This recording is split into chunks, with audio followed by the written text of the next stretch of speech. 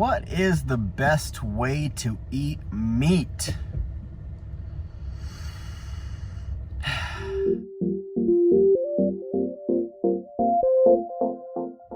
Welcome back, guys, to Recalibrate with Raw Natty Nate.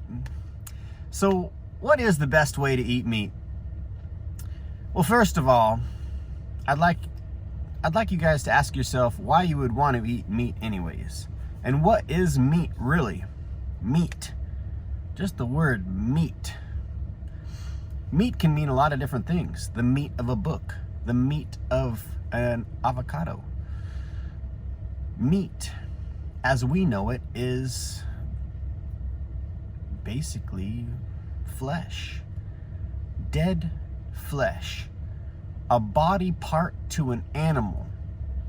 An animal that very possibly would nudge us and love us if we loved them and gave them the chance to be themselves just as we want to be ourselves. What is meat? Why do we want to eat meat? It's really incredible. All these statistics and all these studies and all these things that can confuse the out of us because we want to basically understand if it's healthy or not. If that's kind of like where you're at. Maybe some people just don't want to know if it's healthy or not. They think it's healthy. Either way, the best way to eat meat, if you have to eat meat, if you have to have a fish, or you have to eat parts of a pig, or you have to eat parts of a cow, or you have to eat a dead bird, the best way to eat that is to include lots and lots of roughage, lots and lots of greens, romaine, chard, spinach, parsley, arugula, all these fibrous vegetables. Not even vegetables, I should say roughage. All this roughage, fibrous roughage. The roughage is going to help it move through our system. It's incredible because there's so many people that are chronically constipated. Basically, every time you eat, you should eliminate. So if you eat 3 times a day, you should eliminate 3 times a day, and it should come out smooth. It shouldn't be this long process. It shouldn't be a hard situation to go to the bathroom and move our bowels. But if you want to eat meat, if you have to have meat in your diet, in your life, because you feel that you need to have it for protein, then make sure you eat a lot of greens, you guys. Make sure you eat a lot of greens and move it through your system. Like, get a salad. If you have a big old salad, it should be like, boom, big salad with like little piece of meat, like little bits.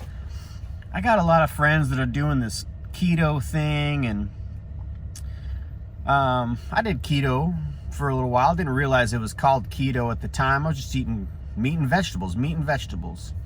And the vegetables that I was eating, I wasn't eating like big amounts of salads. Yeah, it's interesting because I did lose weight, and a lot of people want to do the keto thing or the paleo thing or the caveman thing to lose weight or maybe get back to how we used to be. And you guys, like, stuff isn't how it used to be anymore. It's just not how it used to be anymore. We're not cavemen. We're not like, if you guys are watching this, you're watching it on a little rectangular device that's amazing device. Of course, there's pros and cons to this device, but we're not living in a time like we used to live.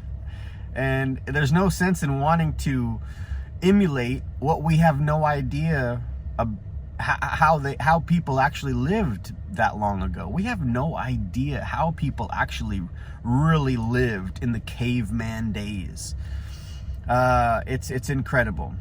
So either way, when we eat meat, there's all kinds of different situations of what could be good for us and what could be bad for us. And say say you're trying to knock out eating certain things, and you slip up and you eat something, and you're just guilt tripping yourself over eating that certain thing, meat, let's say you're trying to cut out meat and you eat some meat, and then you're just beating yourself up because you ate some meat. Like, that's bad for us as well. It's not good to be beating ourselves up over it.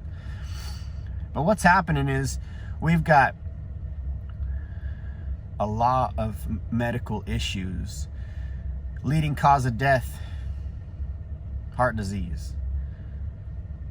Then we have diabetes in there, colorectal cancer, cancers. And it's because we're fueling ourselves with the wrong kind of fuel. It's just that simple. We just have to get back to nature. We don't need science studies telling us that, you know, when we eat fresh fruits and vegetables and the proper foods, the foods that we know that we should be eating, we don't need science telling us that that's healthy. It's healthy. Nature designed it that way.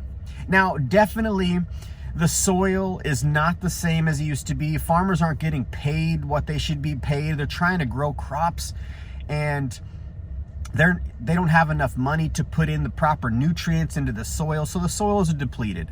So of course, our vegetables and fruits and different, you know, field crops aren't going to be as powerful and nutritious as they once were. But of course, that's no reason to just stop and not do it at all, and to go have a piece of pizza or some wings off of a dead bird with some French fries deep fried in oil because we're worried that the apple, you know, off the tree isn't nutritious because the soil's depleted, or the whatever crop of vegetable that it's coming from is depleted, and that's messing with our head. Either way, getting a little off topic here, guys. I just wanted to say, if you have to have meat, make sure you eat a lot of roughage.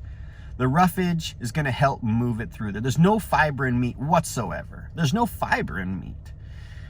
There is saturated fats, cholesterol. We make our own cholesterol.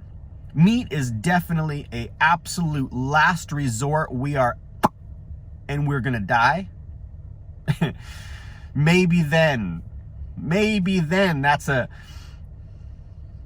that might be a time to kill the animal and eat it, if we're just totally effed. But we're not. We're not, you guys. And yeah, so if you have to have meat, if you have to eat meat, make sure it's with a massive amounts of greens so it will move through your intestines. You don't want that meat sitting in you. They say it takes 72 hours to have meat move through you. Imagine 72 hours. That's crazy. What is that? That's like 3 days. I don't know. Is it 3 days? I didn't do the math. Either way, that's a long time. Imagine if you're eating meat every single meal. Every meal you've got meat. You've got some sort of dead flesh in your meal. You're constantly going to be having meat in your system. You're constantly going to be having dead flesh in your system. If we feed the fiber thriving bacteria, which breaks down the greens, because we don't digest these greens. We don't digest lettuce. It's to feed the gut colony that keeps us healthy, keeps our mood at a higher level. You know, when you're feeling dragged down, it's incredible. So if you have to have meat, eat it with your greens, you guys. I just wanted to make a quick little video for you guys to say that.